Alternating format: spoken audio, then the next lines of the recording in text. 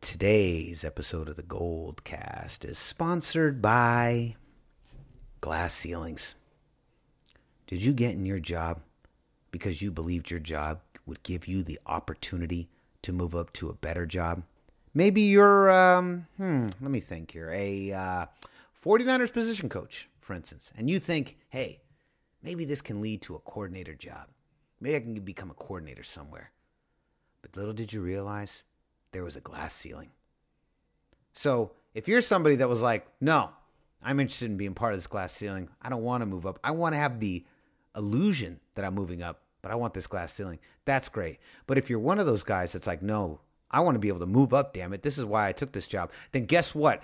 That's not the opportunity you have here with the 49ers because you signed a contract, a 2-year rolling contract, and you will finish this contract or you are not a San Francisco 49er. Now, Raymond, before we get started, why don't you let them know? Where can they find us? You can like us on Facebook.com/TheGoldCast. And you can also subscribe to us via iTunes, YouTube, and Stitcher, all under the same moniker, The GoldCast. Like, subscribe, comment, because we like to hear from you. Yeah. All right. We got a big episode to unpack here. Lots of juicy moments with the 49ers in the offseason here. Very, very interesting stuff. Surprise moves. I was pretty surprised. Raymond, I'm dying to hear your thoughts. Of course, we also have this Antonio Brown drama. One of our favorite listeners weighed in, sent us a message, and we're going to talk about that on this week's episode of the GoldCast. But of course, as always, before we begin, we have to drop that GoldCast intro, baby. It's the best. Let's get busy. San Francisco, are you ready? This is the GoldCast.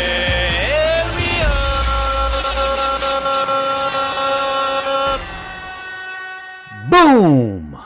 Welcome to another edition of the GoldCast. We are the voice of the Bay. I'm your host, Rudy Solis III, and with me is my brother, my co-host, Raymond Solis the first, baby.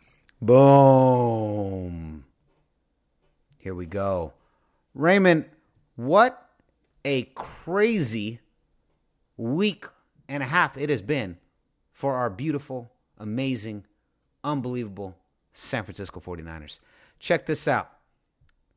The NFL has been busy, and they've been working hard to pick apart this 4-12 team. It's incredible for a team that has won so little games. That the NFL sees the value in what's happening and is trying to pick apart our team. I cannot wait till this team is fully healthy and back next year. And I can't wait till we add these draft picks. I expect a lot of big things out of the 49ers. But before that, let's get into this. First of all, 49ers have released their defensive line coach, Jeff how do you say it? Jeff Zagonia, I think is how you pronounce Zagonia. it. Sounds like a flower. Jeff Zagonia.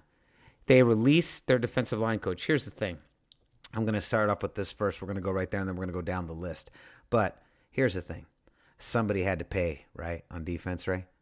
Somebody's head had to roll. Somebody. Right? Somebody's head had to roll. And they did, yeah, and they made all the indications that they were not going to part ways with Robert Saleh. So I'm like, okay, well then you've already fired the strength and conditioning coach because health is an issue, but performance is too. So somebody has to go. Somebody has to go. And it looks like Jeff Zagonia. It sounds like a beautiful flower. His last name, Jeff Zagonia. We also left our cornerbacks coach also left to coach college. So he's out of there too. So the two positions that struggled the most being defensive line and secondary, those two coaching positions are gone, which is good. That's a good sign. It is a good sign. And I'll tell you what, like I said, somebody's head had to roll, right? And since Robert Saleh's head's not going to roll, somebody's head had to roll, and it was at the defensive line. I'll tell you what, I kind of wish we could get Jim Tomsula back. I know that's kind of... He's a really good defensive line coach. If there's one... Yeah, not cut out for the head coaching gig, but he was very good at his position. Yeah, and you were saying that you heard he's not too happy in Washington. No, there's a couple coaches that want out of Washington. I don't think they like the whole dynamic between, ownership, front office, and head coach.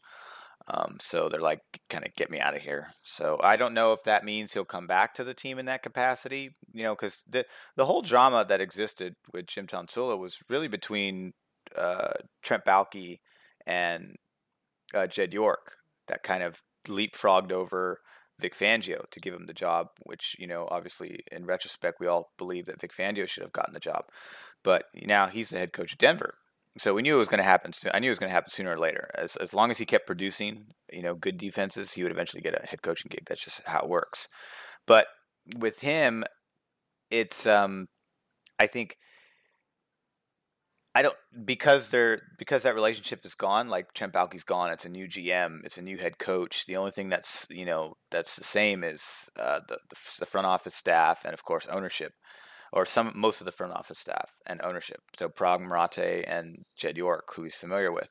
So it's curious. I would be totally open to having him back in there. I just wonder if the front office is, or more importantly, if Lynch and Shanahan want him to join him in that capacity, because he's really good at that position, and he does great everywhere he goes because he's really good at that position. And I think he'd be a perfect fit for the big boys that we've got that just can't seem to produce outside of DeForest Buckner.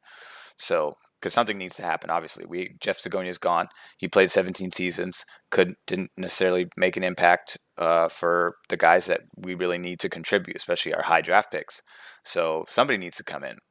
I don't know if it's another seasoned player, veteran turned coach, or if it's perhaps a reuniting with Jim Tomsula. I would totally be down for that. I would. Maybe we're just as far-fetched and we're just dreaming here. This is just fantasy booking, but it would be nice if Jim Tomsula, formerly Tim Jomsula is what we used to call him back when he was the coach here. For any of you that remember, that name was coined by Old Man Davis, one of our old co-hosts. For those of you, that's back in the day. That's like your trivia for the day for GoldCast trivia. So let's go down the list, though, Raymond. So as we know, this is the time of the year when coaches are getting fired left and right. Coaches are getting hired left and right. Oftentimes what people are doing is they will often go to teams' position coaches. They will take those coaches and then give them an opportunity to be coordinators somewhere else, most likely in brand new regimes, brand new head coaching staffs as they try to put together their front office, their coaching staffs as we head into this new year. So, apart from the defensive line coach, which I'm with you, I think was a good firing. Someone's head had to roll, man, so we got that out of the way. Yeah, and the defensive back coach is out of there too. So, I mean, I'm pretty sure they were going to let him go anyway, so the timing just kind of worked out where he got a college gig right at the end of the season, and he took off, and the Niners were like, please, go do that. Go do that, please. So here we go.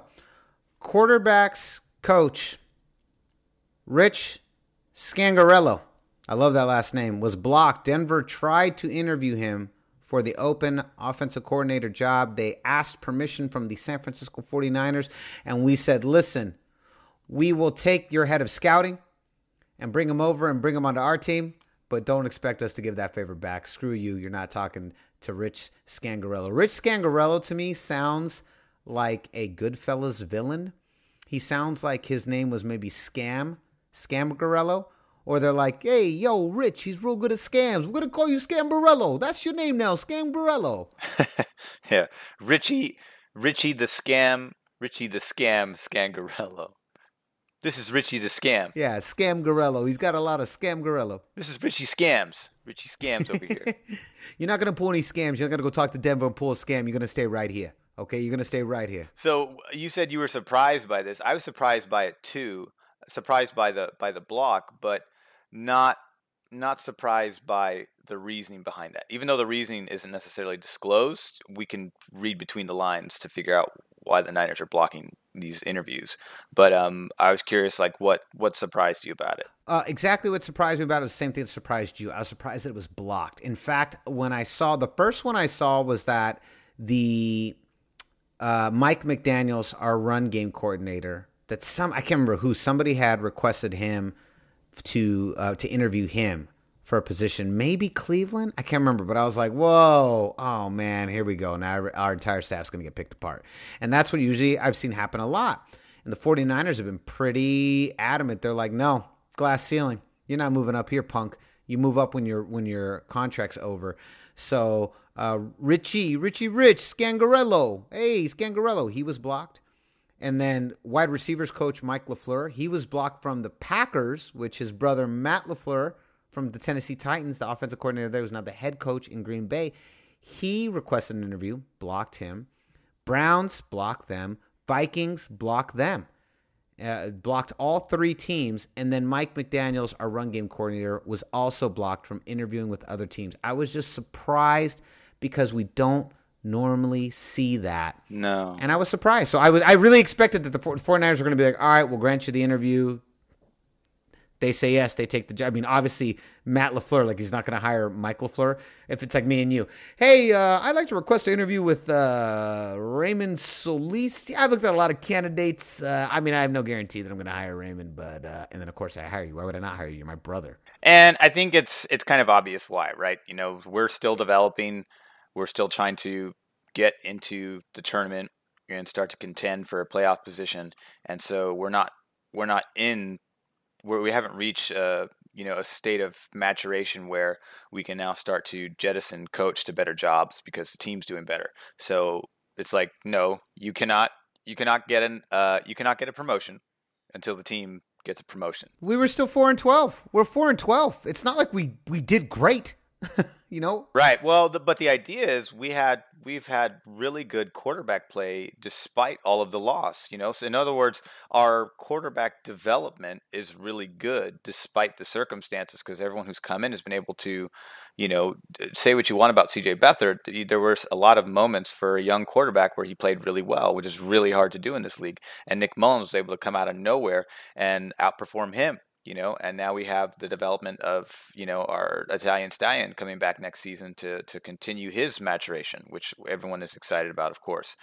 And so the Niners are just like, no, you can't take our key. We still need these quarterbacks to develop because if something is to go wrong health-wise, they need to step in and perform, and we need the staff to be available to support them.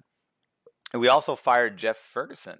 Jeff Ferguson was the head athletic trainer, so he spent 13 seasons with us. He's gone too, in addition to Ray Wright, who was the head of strength and conditioning coach. So we've let both of those staff members go because we had 22 players on IR last season in 2017 and 19 this past season. So that's all. I think it was 22 was 6th most in the NFL, and last year we were 10th most IR players on the NFL. And there's a very familiar trend too. If you look at all the teams that have lots of players on the IR, they typically doesn't work out. The math isn't perfect, but a lot of the teams with IR injuries, a majority of IR injuries, end up having losing records because you just, you know, no amount of death is going to save you from, you know, having the most injuries in the NFL or being among the most teams with injuries in the NFL. It's not going to do you any favors in terms of winning and losing. So it's no surprise that we are top 10 past 2 seasons with IR injuries, and we have, you know, dismal records to show for it. But yeah, so a lot of changes happening with the 49ers coaching staff. So I'm very curious who they get in the secondary, and also curious who they bring in for the defensive line, and to a lesser degree curious because whoever name comes in for, you know, for helping our team out health-wise, you know, I'm not going to know their background. I'm like, oh, that guy, he's from that famous gym. He should be a good fit. I'm not going to know who that is, but I'm just curious to see who they choose to bring back to work with the team for health, because that's clearly an issue.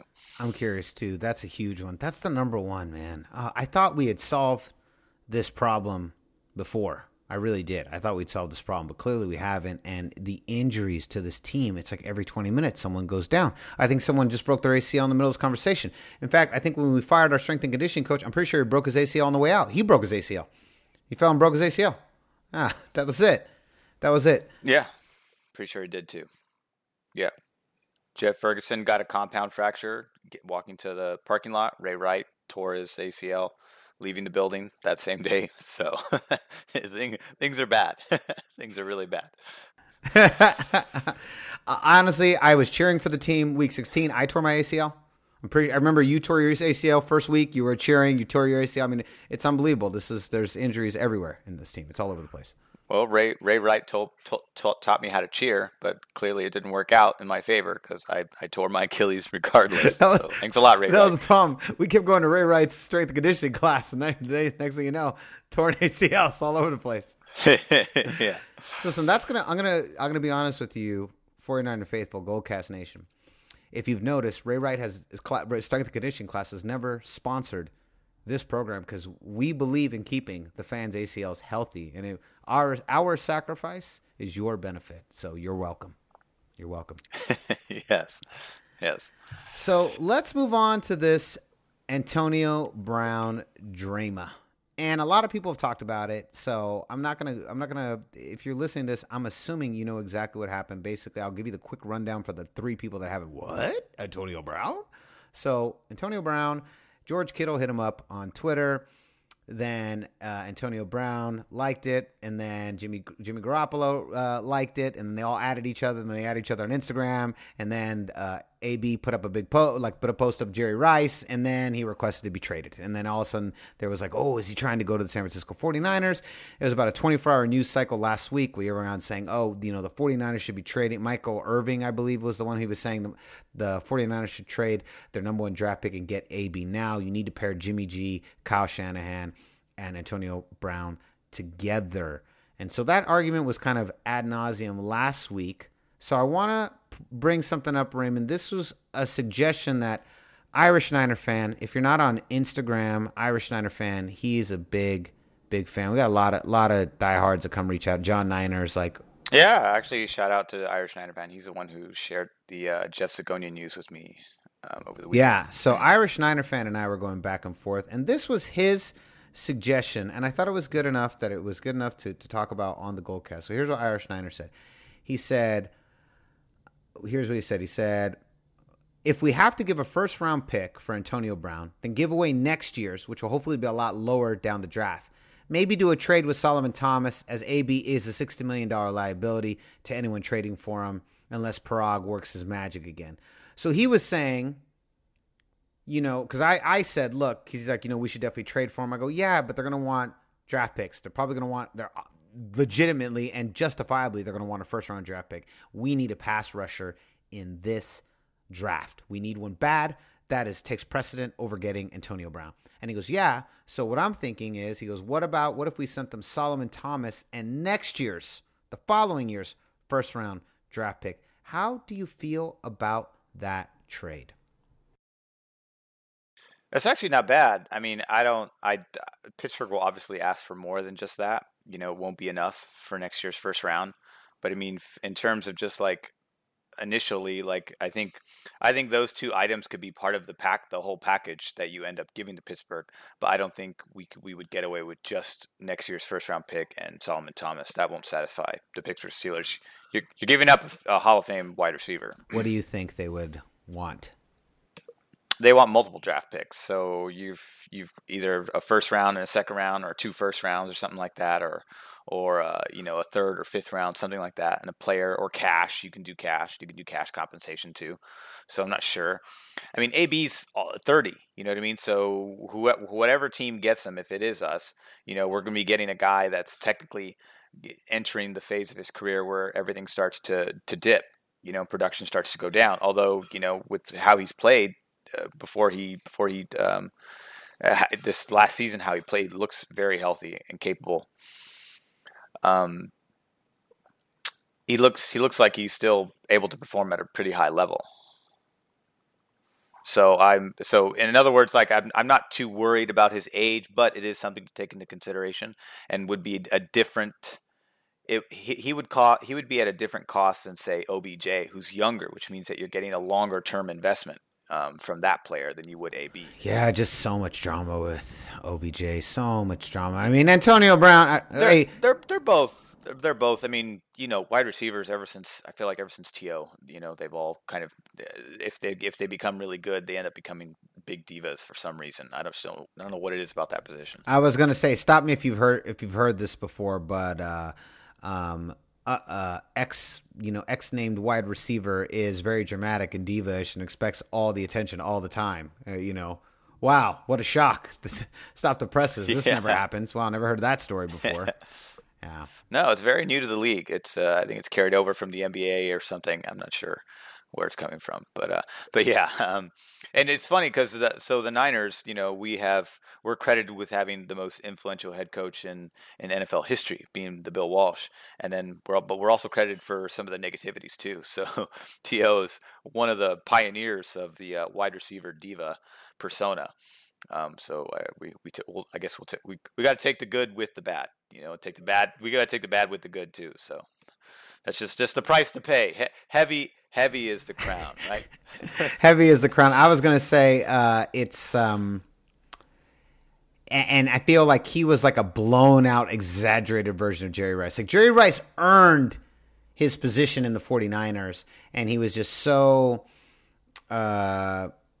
transcendental, just above, and just, obviously the greatest wide receiver that's ever lived. He's the GOAT. That no one even compares to his accolades. And I think that there was a lot, he was just treated completely different. And I think T.O. was like, well, I should be treated that way, and just assumed that, didn't really think about why Jerry Rice was treated that way, and just assumed he was just entitled to something. Jerry Rice earned it and he was never a diva. I mean, he was good and he was confident, but he was never the overtly cocky wide receiver type. I mean, there was moments he earned all of his boasting because he had performed and earned that right. I mean, they were so like Andre Rison, I think, was the most cocky of that group. Chris Carter was probably up there too, but I mean, there was Randy Moss and T.O. That really kind of took it to another level when they came into the league, and then kind of started a chain reaction. They were the ones that took. Or T.O. is one that took exaggerated celebrations that really kind of put that into the fold. There was mild versions of that with, the Deion Shuffle, which was totally fine. But T.O., always had to come up with a new one that he would bring out each game. And that now it's become a thing where it's allowed. First it was a rule where you couldn't do it. Then they brought it back and said, just let him do it. And now every team has some stupid celebration that they do, even for like interceptions. The team will intercept and then the whole defense will go like run on the opposite side of the field and like pose for a picture. It's actually, I think it's really stupid, but whatever, as long as they're having fun, I guess it doesn't matter. I like it. So I think it's good. I think it's good marketing. It really just comes down to marketing. They're doing it so that they're doing it for the GIF. They're doing it for the highlight. They're doing it for the Twitter image capture. Right. Right. It all helps the NFL at the end of the day, regardless of how silly it looks. Speaking of the NFL, we had the divisional round. I don't know about the GoldCast Nation or even you, Ray, but the divisional round of NFL playoffs is my favorite weekend. It is the best of the best, all going against each other, and there's still a lot of games. We had 4 games, and it's just the best of the best, and it is, man, we are fighting and clawing. Unfortunately, this weekend, literally, we got nothing but blowouts and then a riveting, awesome final game, which I knew it was going to be Philadelphia at New Orleans. What did you think of the slate of games this weekend, though? I want to hear from the greatest panelists in the game. Well, I actually like both the first 2 weeks of the playoffs, and the main reason is because we get football on Saturday, so it's great. Normally college rules Saturday. For most of the season, but when it comes playoff time, amateurs sit down, pros stand up, and so I love it in the regard that we get games on Saturday, which is awesome. We get 2 games too, 2 games last Saturday, 2 games this Saturday. It's fantastic. I went 1-3 with my picks last week, and I went 3-1 with my picks this week. I think because this week, I think this is where the wild card. I think they were all close games last week. They were all decided by one possession, and that was because that was indicative of like the skill levels were very similar between the teams. But now you go to division round where there's a greater disparity between the teams. You have top seeds versus mid seeds and below. So I think all of the top seeds this week really kind of came out and said like we're the top seed. So basically, the 1 and 2 seed won every game this weekend. So all the top seeds won. LA won, KC won, New England won, and New Orleans won. Albeit New Orleans and Philadelphia was a really close game because I thought if Philadelphia brought the same defensive effort that they played against Chicago, but I thought, like we were in our text thread, that the difference would really come down to quarterback play because Chicago has a serviceable quarterback, a young serviceable quarterback, but if that same effort against a Drew Brees would not is not going to result in 16 points. It just won't. So it can't, especially when he's at home too. So the only one I got wrong was KC in Indianapolis. I thought the offensive line of Indianapolis is the best in the NFL, and I thought that they would play that, but they just got manhandled by Kansas City. Ford, Justin Houston, they just manhandled him all day, pushed him around. They couldn't establish the run. Luck was running for his life. He got sacked all day long. So it was just you do that, you're going to win. If they can do that to New England, then they can easily take Tom Brady out of the picture. But it's kind of a wait and see. But yeah, I like it. I like both weekends. I don't really have a favorite. Next weekend it's fun because it's a championship, but it's like, oh, no games on Saturday anymore. So that's the only thing that kind of bums me out about it. But other than that, I think I like both weekends. So I like both weekends. I'm going to say this, though. The Championship Sunday, it haunts my nightmares. As we know, as has been well documented here on the GoldCast, but a reminder, because it's probably been a year since I've talked about it, the 49ers have lost more NFC championships than any other football team in history because we are always one game away from the Super Bowl. Because we are competing more than anybody else. Right. We're always right there.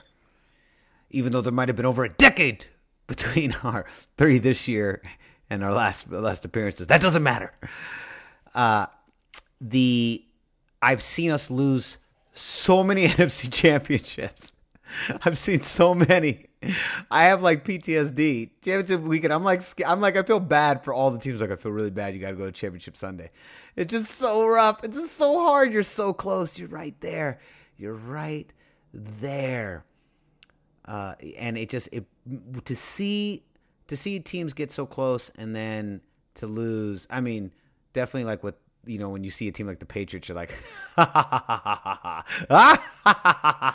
one's great. That one feels like when you graduate from college, or when you announce an engagement party, or your birthday, or Christmas, opening presents on Christmas Day. There's just something very, very celebratory when New England gets knocked out. And I hope KC is able to do it next weekend. My gut wants to say no, but if KC does exactly what they did to New England, if what they did to Indianapolis, they carry that over because they get to stay at home, which is great, and they do that to New England, then yes, they will win the game. I will guarantee it. If they play the same way, they will win the game. 100%. Let's get into that, Raymond. Let's make our picks. We've got New England at Kansas City. We have the douchebag Los Angeles Rams at New Orleans Saints. Who do you got in these final 2 games? I'm going to go more for the this last weekend I was pretty analytical about my picks, and this weekend I think there's going to be a little bit more bias, emotion involved. But that's the fun part about football and predictions. It doesn't always have to be overtly analytical. So for me, I think KC at home, with that defensive front playing as well as they did this past weekend, I'm expecting them to perform the same similarly. D Ford, Justin Houston and company, those guys should be able to duplicate that against New England. And because this is the offensive line coming in from New England isn't as good as Indianapolis. So, and they played really well today against Indianapolis, but they played really well against the Chargers, but the Chargers pass rush is not as formidable as Kansas City. So Kansas City has about three guys with that can get to the quarterback that 2 of them are in double digits and Justin Houston has 9. So I think it's a tougher task, and they're going to be able to, if they can hold the run. It doesn't matter if you make Tom Brady one-dimensional. He's still capable of beating you because he's that good. So it's not going to be enough to just take the run away from New England. They're going to have to also disrupt Tom Brady's pass timing, his rhythm. So if they can do that the same way they did it to Andrew Luck, then they've got this game in the bag. And for the other game, really, it's New Orleans and LA. New Orleans has had kind of LA's number all year. They won the tiebreaker to get the first seed, and they're at home. And the defense played really good today against Philadelphia. Philadelphia doesn't have as potent as an offense as LA Rams. I mean, let's be honest about that. But if they put forth that same effort, you can get to you can get to Jared Goff. Jared Goff did not light up the scoreboard, the stat sheet against Dallas. That was a running effort, and you can tell that they ran the ball. They depended on the run to help support Jared Goff's effort to getting to the win. It wasn't we're gonna throw the ball and put the game in Jared Goff's hands, and then running will come second. He's not that quarterback. He just isn't. He's good, and he's put up good numbers under Sean McVay. But this is not, to me, in my opinion. Sorry, Louis B, but Jared Goff is not an elite quarterback. Not by a long shot. He just does very well in that system, and he has good weapons around him that make him look good. But he's not the type of quarterback that makes other players better. It's more the reverse, which is not a bad thing because he's been very successful there. But I think that because it's going to come down, both defenses are probably going to play really well against one another in New Orleans. But if that's the case, then it's going to come down to quarterback play.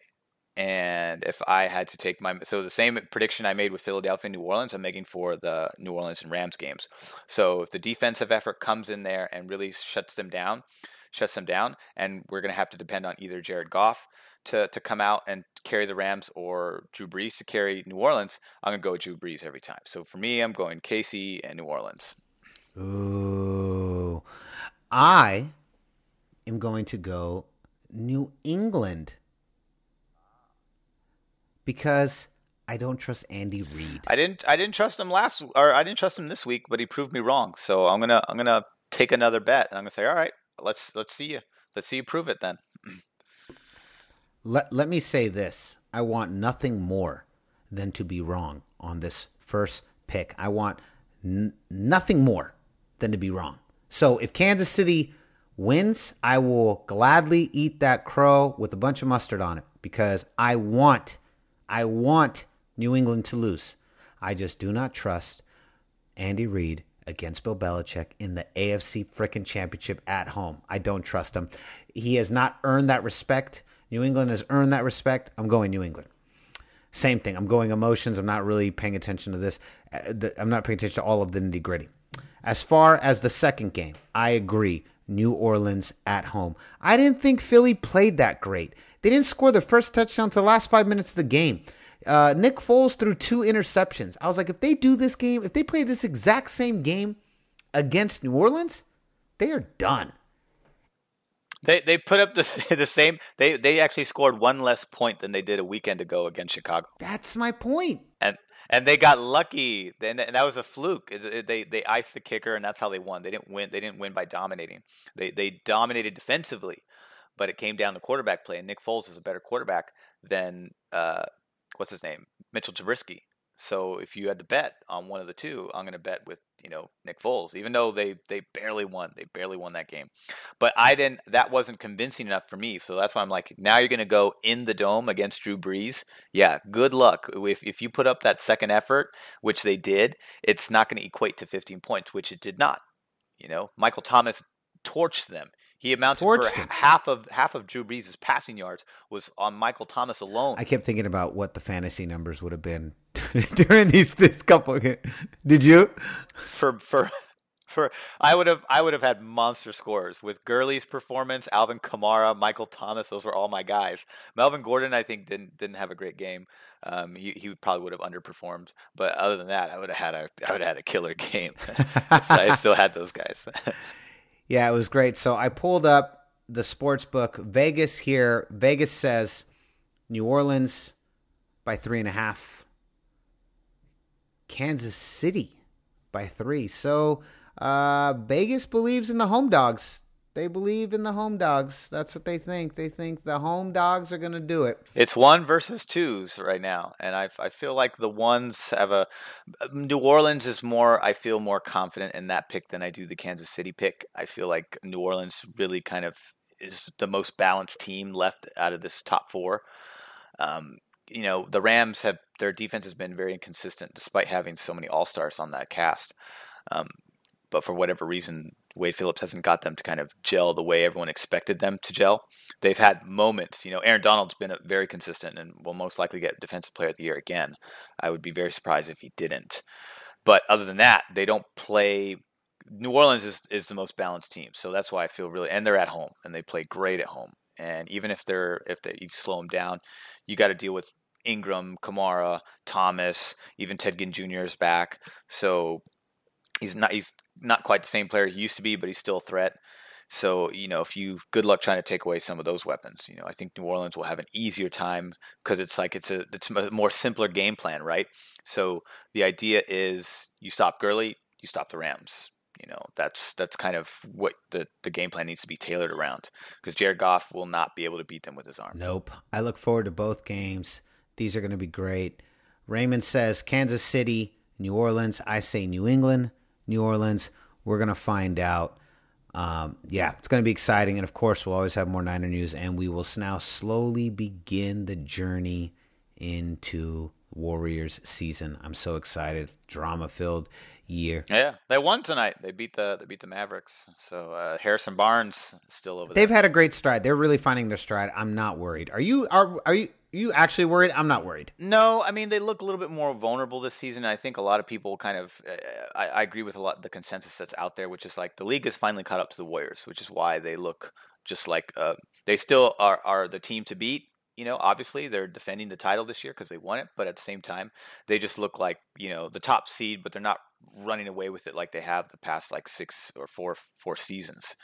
And that's because the rest of the league has finally caught up to them. But they're still a threat, and when Boogie comes back, it's going to add a whole nother wrinkle into the offense and the defense for that matter. I mean, Curry torched the Mavericks tonight, 48 points, 11 threes, so he carried them because Dallas was threatening to win within the last 2 minutes of regulation, and Curry, I think Curry bailed them out and played like an MVP. So yeah, we'll definitely get into more of that now that we're sports are gone. Baseball's still kind of Giants are kind of rebuilding with their new GM, and the Niners are still rebuilding too. So we're gonna see how that's gonna work. But in the meantime, it's gonna be Warriors time in the coming weeks. Hell yeah. Raymond, before we go, why don't you let them know? Where can they find you? You can find me on Twitter and Instagram. On Twitter, it's @Ray Solis, and on Instagram, it's @RaySolis1. That's where that's where Irish Niner fan talks to me. He talks to me on Instagram, and I don't know.